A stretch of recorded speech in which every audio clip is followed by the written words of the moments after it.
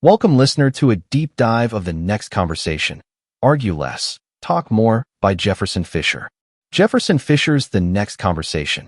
Argue Less, Talk More is a heartfelt and practical guide to transforming how we communicate, drawing from his experiences as a trial lawyer, social media influencer, and family man. Published in 2025 by Tarcher Perigee, an imprint of Penguin Random House. The book is rooted in Fisher's belief that communication isn't about winning arguments, but about building connection. With a conversational tone, Fisher blends personal anecdotes, professional insights, and actionable advice to help readers navigate conflict and foster meaningful dialogue. The book is divided into two parts: the essentials, which lays the foundational mindset, and the application, which provides tactical tools. Let's dive deep into the first three chapters from part 1. Exploring Fisher's philosophy and how it sets the stage for the rest of the book. Chapter 1. Never Win an Argument. The book opens with a vivid scene from Fisher's life as a trial lawyer, introducing us to Bobby LaPrée, a towering witness in a deposition over a bar fight case. Fisher, representing a bystander caught in the scuffle, approaches the deposition with his usual politeness, asking routine questions to establish a timeline. But Bobby, a gruff giant in tan coveralls, bristles with hostility. His frustration peaks when he slams the table and declares, "I don't trust you as far as I can throw you. Lawyers are the worst thing to happen to this country." The room tenses. Fisher feels a surge of anger. His ears heat up, and he's tempted to fire back with a sharp retort about Bobby's size or intelligence. Instead, he pauses, reflecting on a childhood memory that shifts his perspective. Fisher recalls being an 8-year-old curled up on scratchy carpet during a family hunting trip, listening to his trial lawyer relatives spin courtroom tales with charisma and empathy. That night taught him advocacy through storytelling, a legacy he carried into law. But it's a different memory, from 3rd grade, that anchors this chapter. Paired as a reading buddy with Evan, a larger boy who struggled with words, Fisher learned patience and creative explanation, associating words with objects or phrases to make learning stick. He noticed Evan's ill-fitting clothes and cafeteria tray, piecing together a story of hardship. When Evan lashed out one day, calling Fisher's questions dumb, Fisher didn't argue back. He saw Evan's outburst as a reflection of frustration, not a personal attack, and kept helping. Back in the deposition, Fisher applies this lesson. He realizes Bobby's aggression mirrors Evan's, rooted in distrust and pain, not stupidity. Instead of escalating, Fisher softens his tone, acknowledges Bobby's feelings, and continues calmly. The deposition shifts, Bobby relaxes, and Fisher gets the answers he needs without a fight. This experience crystallizes Fisher's core argument. Winning an argument is a hollow victory. Society, amplified by social media, glorifies the last word or the clever comeback, but Fisher argues this competitive mindset disconnects us. He urges readers to see conflict as a chance to learn, not to prove, using empathy to bridge gaps rather than widen them. Application example *. Imagine you're at a family dinner, and your uncle criticizes your career choice, saying, "You'll never make real money doing that." Your instinct is to snap back, proving your worth with stats or a sarcastic jab. Applying Chapter 1, you pause, consider his perspective. Maybe he's worried about your stability, and respond, "I get why you'd think that. Money's tight everywhere. But this path feels right for me. What's your biggest concern?" This sidesteps the win-lose trap, inviting dialogue over debate. Chapter 2. Your Next Conversation. Fisher transitions to the power of the next conversation, emphasizing that every interaction is a fresh opportunity to connect, not a continuation of past battles. He reflects on his early social media days in 2022, recording a 47-second video in his truck titled, "How to Argue Like a Lawyer PT1." Expecting little, he's stunned when it racks up millions of views, pink car seat and all. Messages flood in, not about law, but about everyday struggles. What do I say to my boss who belittles me? How do I reach my estranged daughter? Fisher realizes people know what they feel, but falter on how to express it. This inspires the book's mission, equipping readers with tools to say what matters. He introduces a framework for setting conversational goals, asking, "What do I want them to know?" In a story about his son Jet refusing a bedtime routine, Fisher illustrates this. Frustrated, He wants to yell, "Just go to bed." But he pauses, asks himself the question, and realizes he wants Jet to feel safe and heard. He kneels, says, "I know change is hard, buddy. Let's figure this out together." And the tension dissolves. Fisher argues that clarity on your why, your values and intent, shapes better outcomes. He contrasts this with reactive arguing, where ego drives disconnection, and stresses that the next conversation can heal, even after a blowout. Application example * you're upset because a coworker took credit for your idea in a meeting. Instead of confronting them angrily, you stole my work. You reflect, I want them to know I value fairness and collaboration. At lunch, you say, "Hey, I noticed my idea got pitched today. I'm glad it worked, but I'd love us to share credit next time." Team effort, right? This sets a goal of mutual respect, opening a constructive next step rather than a showdown. Chapter 3. The Truth About Connection. Fisher delves into what connection means and why it's elusive. He recounts a negotiation with his dad, who joined Fisher firm after 35 years elsewhere. A tearful, unifying moment after tough talks. Connection, Fisher says, is feeling seen and understood, not just heard.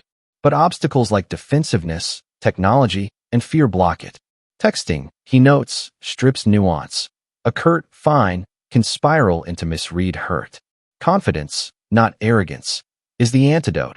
Knowing you're worth enough to speak honestly without needing to dominate. He shares a deposition where a witness's sarcasm, "Oh, great question, genius," rattles him. Fisher's tempted to match the snark, but remembers his value, grace under pressure. He smiles, says, "Thanks, I'll take that as a compliment," and moves on, preserving dignity and focus. Connection requires vulnerability, Fisher argues, but yields trust. He ties this to his family storytelling roots, where listening trumped winning, and urges readers to prioritize understanding over being right. Application example * your friend cancels plans last minute via text, and you're hurt. You could reply, "Whatever, don't bother next time," but you aim for connection. "I was looking forward to it. Everything okay on your end?" This shows confidence in your feelings and invites their perspective, fostering closeness instead of distance. Chapter 4. Control Yourself. Fisher kicks off this section with a vivid courtroom memory, deposing a jittery witness named Grace, whose husband had been injured in a workplace accident. As Fisher asks about the incident, Grace's voice trembles, her hands ring, and her answers grow curt. He senses her escalating stress. Her breathing shifts to sharp exhales, a classic sign of fight or flight kicking in. Fisher's own pulse quickens. He's tempted to push harder for clarity. Instead, he pauses, recalling the science behind conflict. The amygdala, the brain's alarm system, hijacks rational thought when triggered, flooding the body with adrenaline. Grace isn't defiant. She's overwhelmed. He introduces the concept of triggers, those invisible tripwires that spark emotional reactions. Physical triggers, like a raised voice, signal danger. Social evaluation triggers, like criticism, threaten esteem. Identity triggers, like insults to values, hit the core self. Loss triggers, like fear of rejection, stir desperation. Fisher ties this to his childhood, mediating sibling spats over toys. When his brother Jacob exploded over a Polly Pocket dispute, Fisher learned to spot the trigger, Jacob's fear of losing control, and respond with a slow, low voice to de-escalate. To manage triggers, Fisher offers the quick scan, a rapid self-check of body, heart racing, emotions, anger brewing, and triggers, what's setting me off. In Grace's deposition, he scans himself, tight jaw, hot ears, irritation at her evasiveness, and adjusts. He softens his tone, says, "I see this is tough for you. Let's take it step by step," and watches her shoulders drop. Control, Fisher argues, starts with awareness, not reaction. It's about knowing your physiology and steering it, not letting it steer you. Application example * you're in a heated Zoom meeting, and a colleague snaps, "Your report was a mess. Do better." Your chest tightens, and you want to retort, "Yours wasn't perfect either." Instead, do a quick scan, racing pulse, body, frustration, emotion, competence trigger, your work's criticized. Take a deep breath, then say, "I hear you're upset about the report. Let's figure out what went wrong together." This keeps you in control, sidestepping a spiral into defensiveness. Chapter 5. Control the moment. Fisher shifts to the tactical with a story of deposing a smug expert witness, a forensic analyst named Dr. Klein, who smirks through evasive answers about a car accident case. Fisher's blood boils. He's losing the room, and the court reporter's anxious glances don't help. Then he remembers a trick from his lawyering toolkit: breathing. Not just any breathing, but deliberate techniques to reset the nervous system. He takes a physiological sigh, 2 quick nasal inhales, 1 long exhale, feeling his heart rate steady as Dr. Klein drones on. He explains the science. Stress activates the sympathetic nervous system, fight or flight, while slow breathing engages the parasympathetic, rest and digest, calming the body. Fisher contrasts mouth breathing, shallow, frantic, with nose breathing, deep, grounding, citing Navy SEAL, tactical breathing, and yoga's box breathing. Inhale 4, hold 4, exhale 4, hold 4. In the deposition, he uses a conversational breath, pausing mid-question to inhale deeply, then asks, "Dr. Klein, can you walk me through your data again?" The pause disrupts Klein's rhythm, and his smugness falters. Fisher ties this to a personal moment, calming his daughter Ruby during a tantrum. Screaming over a broken toy, Ruby's chaos mirrors Dr. Klein's defiance. Fisher breathes deeply, kneels, and says, "Let's fix it together," shifting the moment from meltdown to teamwork. Controlling the moment, he asserts, isn't about force. It's about using breath to reclaim clarity and influence the exchange. Application example * your spouse snaps. You never help around here, mid-argument. You feel the heat rising, ready to yell back. Instead, take a physiological sigh, 2 inhales, long exhale, then respond, "I hear you're frustrated. Can we talk about what I can do?" The breath buys you calm, shifting the moment from combat to collaboration. Chapter 6. Control the pace. Fisher rounds out the rule with a deposition involving Bobby LaPré again, the giant from Chapter 1. This time, Bobby's a defendant, and Fisher's questioning him about a bar fight's aftermath. Bobby bristles, interrupting with, "You're twisting my words." Fisher's instinct is to speed up, match the aggression. Instead, he slows down, using pace as a weapon. He asks a simple question, "What happened next?" Then pauses, letting silence hang. Bobby fidgets, then fills it with a detailed answer, revealing more than intended. Fisher explains that arguments accelerate naturally. Emotions flood, words tumble, but controlling pace reins them in. Short pauses, a beat after a question, clarify intent. Long pauses, 5 seconds of silence, shift power, making others uncomfortable enough to speak. He recalls a trial where an opposing lawyer rushed a witness, losing the jury's trust, while Fisher's deliberate pauses kept jurors engaged. Pace, he says, is control's secret sauce. Too fast, and you're reactive. Too slow, and you're strategic. At home, Fisher uses this with his wife, Sierra. During a spat about chores, she rapid-fires complaints. He pauses long, 5 seconds, then says, "I get it, you're swamped. What's one thing I can take off your plate?" The pause cools her momentum, and they pivot to problem-solving. Fisher warns against overusing pauses. It can feel manipulative, but mastered, they turn chaos into order.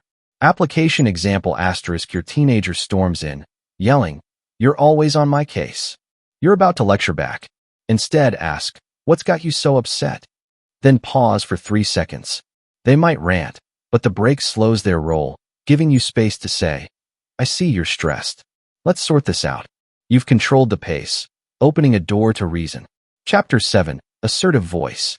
Fisher opens with a memory from his early law firm days, sitting in a conference room for a team meeting. A senior partner critiques his case strategy, saying, "Sorry, Jefferson, but this won't fly." Fisher, still green, mumbles, "Oh, sorry, I guess I could tweak it," shrinking into his chair. The apology slips out reflexively, a habit from years of people-pleasing. Later, he replays it, cringing. His passive voice and over-apologizing undercut his credibility. That moment sparks a shift. Confidence starts with how you sound. He defines an assertive voice as direct, intentional, and free of verbal crutches. No ums, no, "I'm sorry" for existing. Just clear, concise words. Fisher recalls a later deposition with a slippery witness, Mr. Torres, who dodges questions about a slip-and-fall case. Instead of hedging, could you maybe clarify? Fisher locks eyes, lowers his tone, and says, Mr. Torres, tell me exactly what you saw. The shift works. Torres straightens up, answers fully. Fisher explains, eye contact signals conviction, a steady cadence, not uptalk, conveys authority, and cutting filler words like just or maybe sharpens your point. He ties this to his social media rise. Early videos flopped, too tentative, too scripted. When he ditched the and spoke straight to the camera, here's how to argue less. Views soared. Confidence, Fisher argues, isn't a trait you're born with. It's a muscle built by choosing your words and owning them, even when your voice shakes. Application example *, you're pitching an idea at work and a coworker interrupts.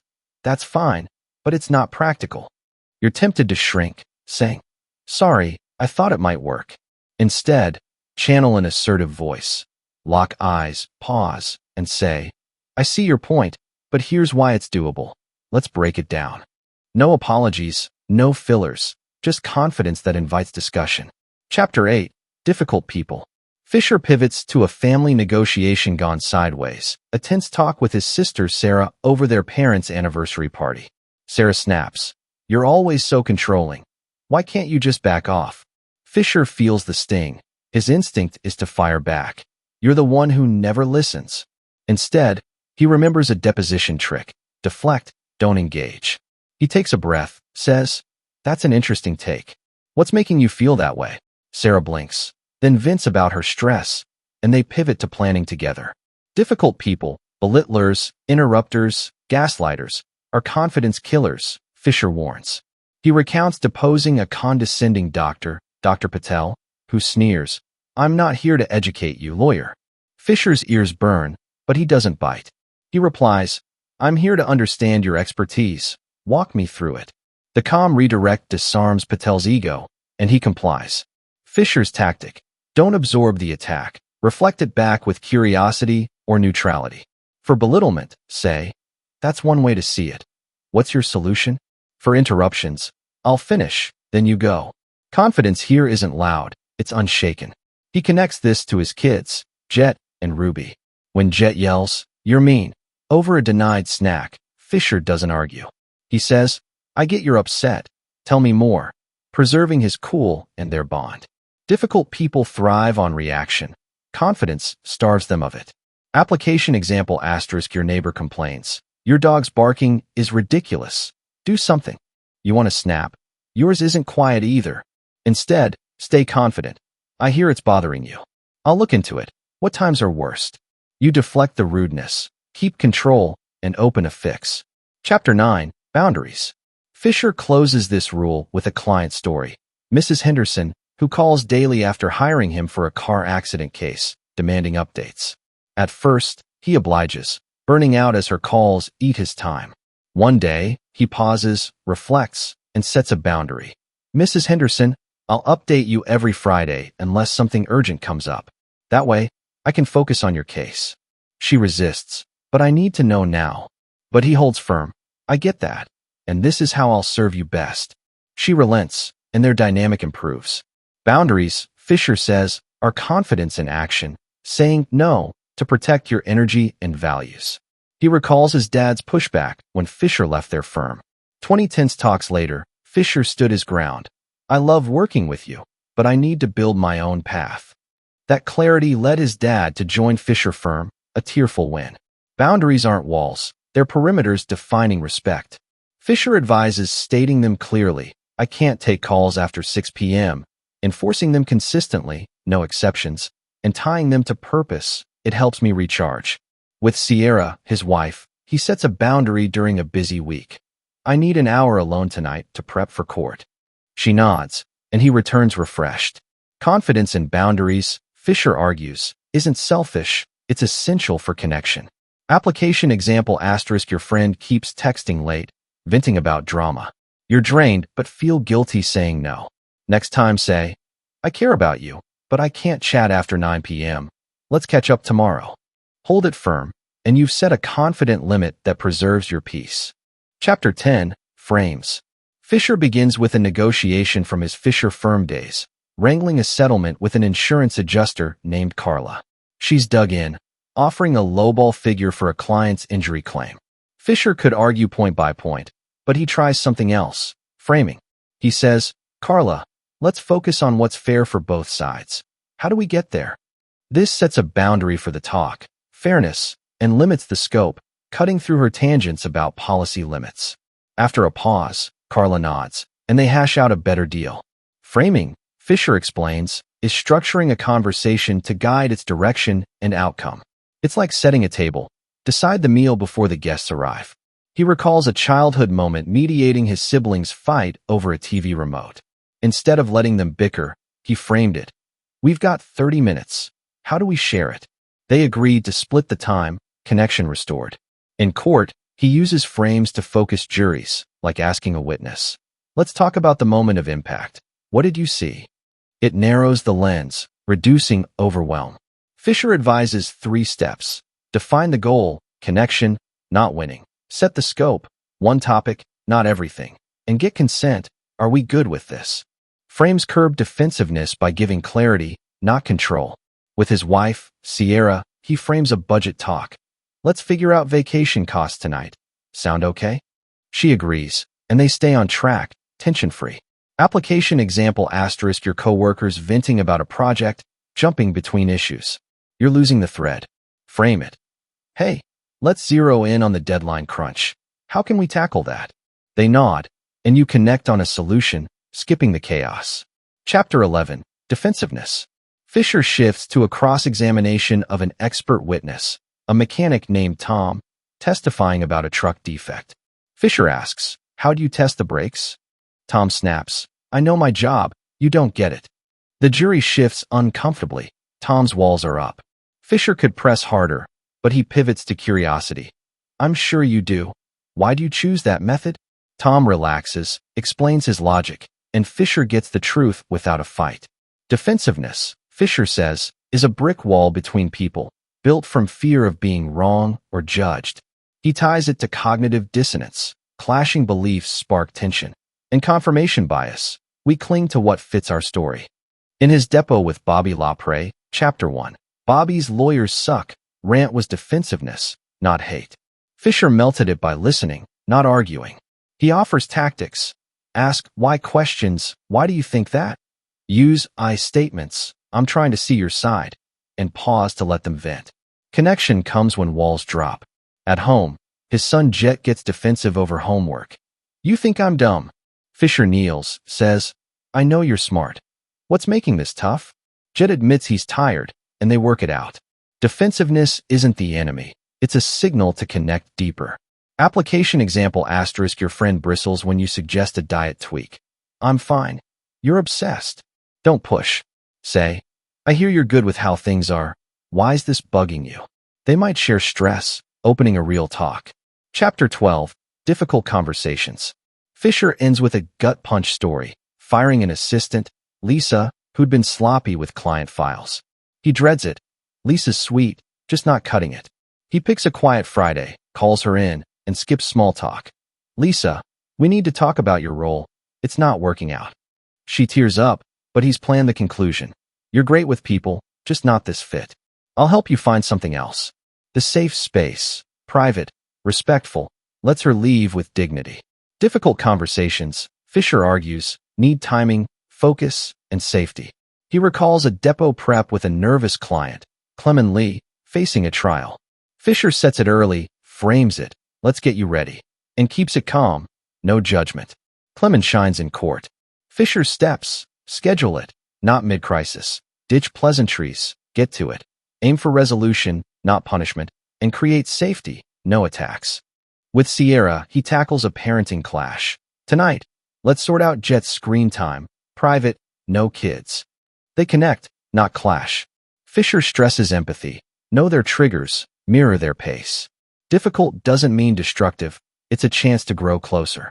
Application example * you need to tell your roommate they're too loud at night. Set a time. "Can we chat Sunday morning?" Skip chit-chat. "Your late calls wake me up." Aim to fix. "How about quieter hours after 10? Keep it safe, Private, calm. Connection holds. Expanded, deep dive into the conclusion.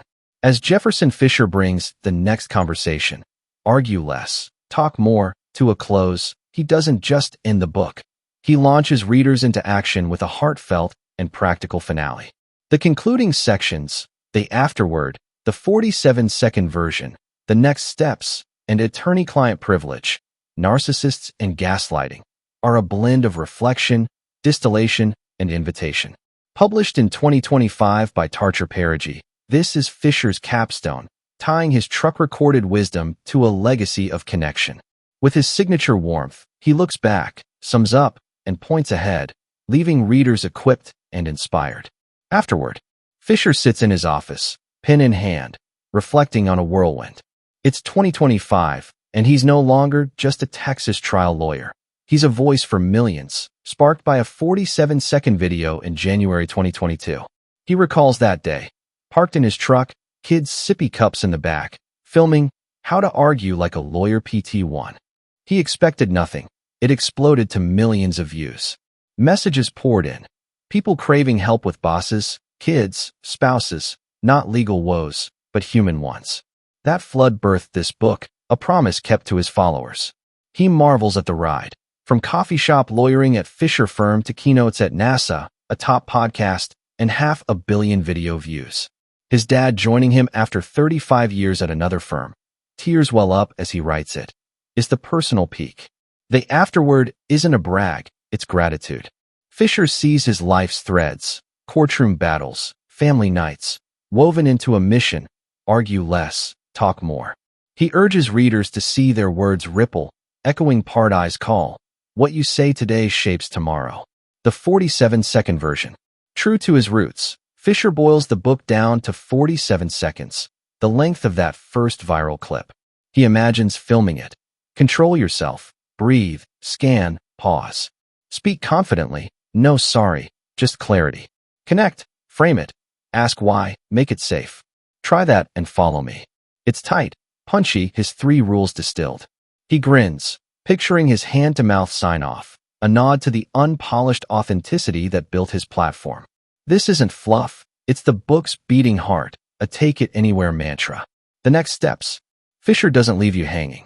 In the next steps, he invites readers to the nextconversation.com/newsletter for a free weekly tip, practical, like his videos, and early dibs on events.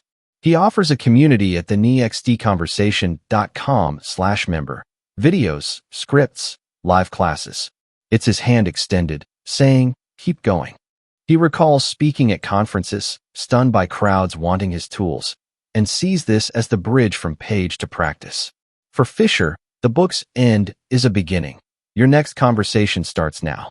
Attorney-client privilege, narcissists, and gaslighting.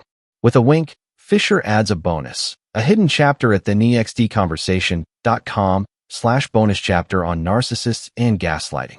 It's not legal privilege, but it's gold for his followers facing toxic dynamics. He shares a depot memory, a witness twisting facts, blaming him, and how he stayed sane. Stick to facts, not their spin. This section, born from top viewer requests, equips readers to stand firm against manipulation, a final gift for the toughest talks. Application examples. 1. Afterward ripple effect. You snap at your spouse over dishes, then regret it. Next day, recalling Fisher's ripple, you say, yesterday got messy. I want us to feel good about this house. How can I help? It's not about winning. It's a wave of calm for your home. 2. 47-second mantra. Your boss critiques your work harshly in a meeting. You're fuming. Run Fisher's 47 seconds in your head.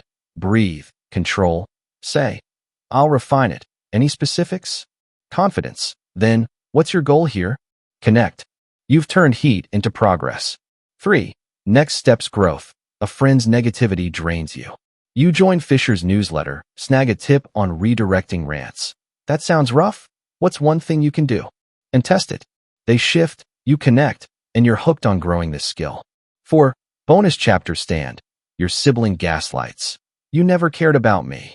You've read Fisher's bonus, so you don't bite. I remember calling last week. Let's stick to what's real. You say? Facts anchor you. Connection stays possible. Final thoughts. Fisher's conclusion is a mic drop with a hug. The afterword reflects his improbable rise, grounding the book in purpose. The 47-second version is his gift-wrapped essence, control, confidence, connection. The next steps and bonus chapter extend his hand, ensuring you're not alone. It's vintage Fisher, raw, real, ready to roll. As he'd say, hop in, let's talk, and you're off to change everything. I hope that you've enjoyed this video, and please remember to subscribe to receive notification of upcoming recordings. See you in next video.